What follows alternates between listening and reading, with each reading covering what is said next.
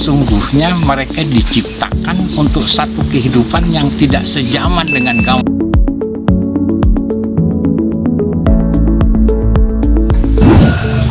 Dalam satu proses belajar, kalau bapak ibu guru belum mampu menumbuhkan rasa syukur dan mengagungkan nama Allah di akhir belajar, belum selesai.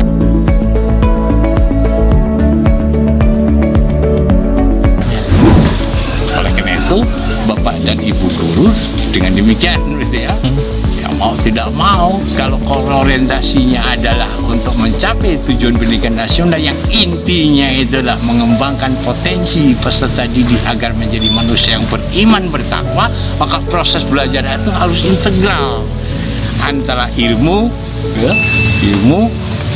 iman, ilmu dan amal, itu harus integral.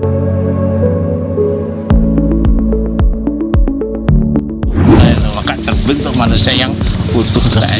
Program apa yang ingin Bapak capai di sekolah kita atau Bapak laksanakan untuk mencapai tujuan pendidikan nasional? Yang sederhana sajalah, kita bantu orang tua siswa untuk mengawasi si putra-putrinya ini melaksanakan ibadah di rumah.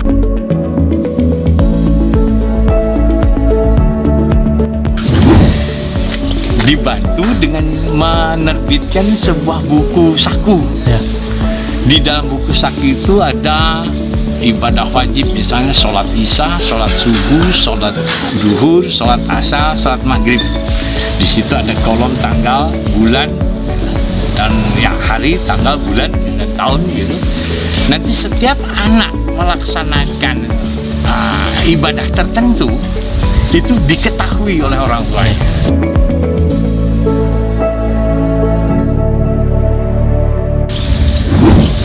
Di setiap awal kan itu buku tersebut dibagikan kepada siswa itu di awal bulan gitu. Selama 1 bulan dari awal sampai akhir diterapkan itu.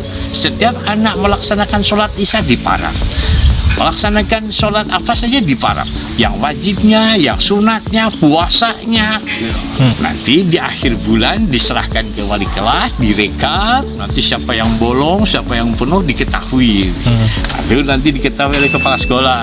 Nah, rencana saya namanya itu program kerjasama sekolah dengan orang tua dalam melaksanakan pembiasaan beribadah.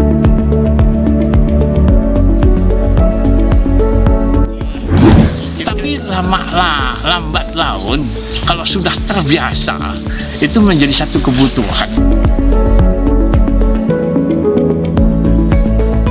Assalamualaikum warahmatullahi wabarakatuh. Alhamdulillahirrabbilalamin. Wassalatu wassalamu ala asyrafil anbiya'i wal mursalin wa ala alihi wa sahbihi ajma'in. Para pemirsa, para peserta didik sekalian, alhamdulillah, marilah kita senantiasa bersyukur kepada Allah atas segala karunia yang telah diberikannya kepada kita semuanya.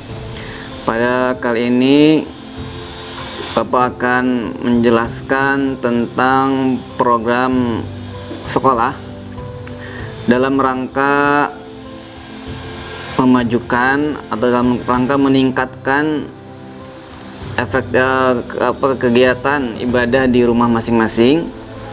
Ini ada program kerjasama sekolah dan orang tua dalam pembiasaan ibadah peserta didik di rumah. Jadi tujuannya adalah supaya peserta didik bisa konsisten, bisa terawasi ibadah. Tentunya ini sungguh program yang sangat bagus yang bisa membantu peserta didik sekalian. Nah, program ini diisi ada 3 kegiatan. Yang pertama, pelaksanaan program pembiasaan ibadah sholat wajib. Jadi nanti setiap peserta didik itu akan dikasih buku isian ibadah ini, 1 orang 1. Ini per bulan, dan nanti di akhir bulan akan dikumpulkan ke wali kelas. Dan akan ada penilaiannya, baik penilaian dari guru agama dan juga nanti penilaian dari wali kelas yang akan dimasukkan ke nilai kepribadian atau nilai sikap. Nah, di sini yang pertama ada pelaksanaan program ibadah wajib, sholat wajib yang 5 waktu. Ini ya akan diisi setiap melaksanakan sholat 5 waktu itu. Misalkan sholat subuh kita melaksanakan jam berapa? Misalkan tepat waktu nih jam setengah 5, silakan isi jam 05.30 gitu. Misalkan kesiangan diisi, jadi sesuai diisi jamnya itu sesuai dengan kalian melaksanakan. Dan Bapak harapkan jangan sampai ada yang berbohong. Ya, kalau memang tidak sholat ya tidak sholat, tulis ya di strip saja atau disilang saja. Jadi harus jujur ini isinya, dan mudah-mudahan kalian jujur gitu ya. Nah, jam diisi jamnya untuk sholat fardu itu yang wajib. Kemudian setelah diisi jamnya, kalian berikan ini ke orang tua dan diparap ya. Di sini ada kolom parapnya, diparap gitu.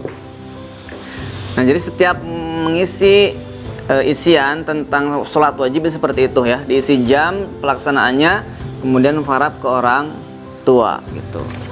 Itu untuk kegiatan pertama. Ini full ya, sehari 5 waktu gitu. Diusahakan untuk senantiasa melaksanakannya ya, karena kan apalagi anak SMA itu secara umur ya, secara kaidah fikih umurnya sudah masuk ke usia baligh, maka sudah wajib melaksanakannya. Dan memang harus, yang tidak biasa harus dimulai untuk memaksakan diri lah, kata istilah nama Allah mempaksakan lah gitu ya, untuk membiasakan gitu. Karena memang kita harus dari sejak kecil dibiasakan untuk melaksanakan ibadah ya. Bahkan kata Nabi Muhammad, ajarilah anakmu ketika sudah usia 7 tahun sholat gitu. Ketika usia 7 tahun memakai hijab. Tujuannya untuk apa? Supaya terbiasa nanti ketika sudah dewasa. Nah, mumpung masih kalian anak-anak ya, 15 tahun sampai usia 18 tahun, 17 tahun, itu kan masa-masa pendidikan. Nah, maka silakan dimanfaatkan waktu untuk membiasakan ibadah sholat fardu.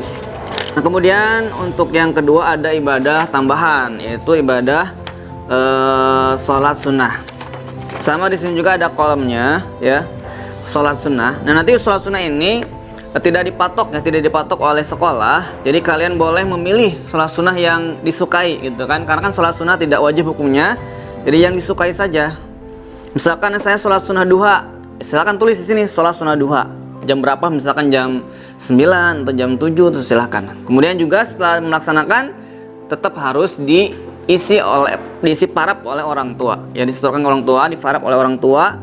Dan ini harus tanda tangan asli, jangan di copy paste nih ya, jangan sampai kalian berbohong, ditanda tangani oleh kalian sendiri.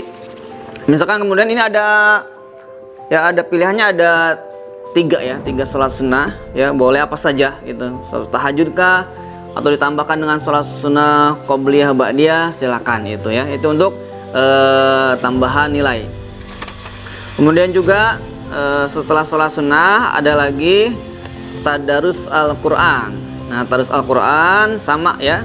Nanti di sini ada kolomnya, diisi nama surat, kemudian nomor ayatnya. Misalkan hari ini baca dari ayat 1 sampai 10. Berarti misalkan Al-Baqarah 1 sampai 10. Nah, itu ditulisnya ya. Kemudian nanti diparap orang tua gitu, Quran. Kemudian selanjutnya ada puasa Senin Kamis ya, yang puasa Senin Kamis atau puasa yang lainnya boleh, misalkan puasa Ayyamul Bid ya, atau puasa-puasa sunnah yang lainnya, silakan diisi, ada kolomnya, kolom puasa sunnah. Setelah buka maghrib, kemudian tolong kolom isian ini diparap oleh orang tua bahwa kita telah melaksanakan sholat puasa sunnah full sampai maghrib gitu. Nah, kemudian yang terakhir ini ada isian tentang sholat Jumat bagi laki-laki dan juga isian keputrian bagi perempuan. Nah, biasanya keputrian ini dilaksanakan di sekolah, yang laki-laki Jumatan, yang siswi perempuan keputrian. Nah, karena kita masih belajar di rumah, jadi keputriannya nanti akan diganti dengan majelis taklim di kampung masing-masing. Ya, misalkan di kampung kita ada majelis taklim nih hari Jumat, ya kita ikutan. Nanti diisi di sini. Isi materinya secara simple aja gitu, atau disingkat diambil intisarinya aja. Begitu ya, diisi. Kemudian siapa yang narasumbernya, penceramahnya atau khotibnya diisi namanya. kemudian minta tanda tangan atau minta farab kepada penceramah atau khatib dan juga para orang tua. Nah, untuk Jumatan dan Keputiran ini dilaksanakan seminggu sekali. Nah, itu kegiatan program yang harus dilaksanakan di rumah berkaitan dengan masalah ibadah. Ini oleh Bapak Kepala Sekolah sangat didukung penuh sekali. Bahkan Kepala Sekolah menjanjikan reward.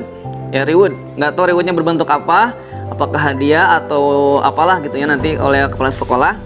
Barang siapa yang isinya penuh, sholat wajib full penuh, kemudian sholat sunnah juga full banyak, kemudian ditambah tadarus Quran, nanti setelah dicek oleh wali kelas melaporkan kepada Kepala Sekolah, nanti oleh Kepala Sekolah akan dikasih reward.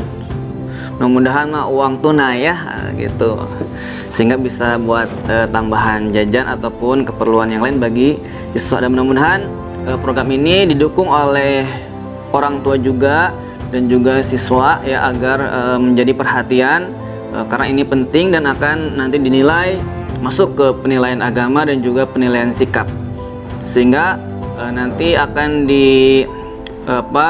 dipertimbangkan untuk kenaikan kelas di akhir semester kedua nanti. Demikian untuk penjelasan program kerjasama sekolah dan orang tua dalam pembiasan ibadah peserta didik di rumah. Semoga tidak ada halangan apapun, semoga bisa dilaksanakan dengan lancar di rumah, dan semoga Allah senantiasa memberikan bimbingan dan taufik dan hidayahnya supaya kita semuanya bisa melaksanakan perintahnya. Amin ya Allah ya Rabbal Alamin. Demikian yang bisa saya sampaikan. Terima kasih atas segala perhatiannya. Wassalamualaikum warahmatullahi wabarakatuh.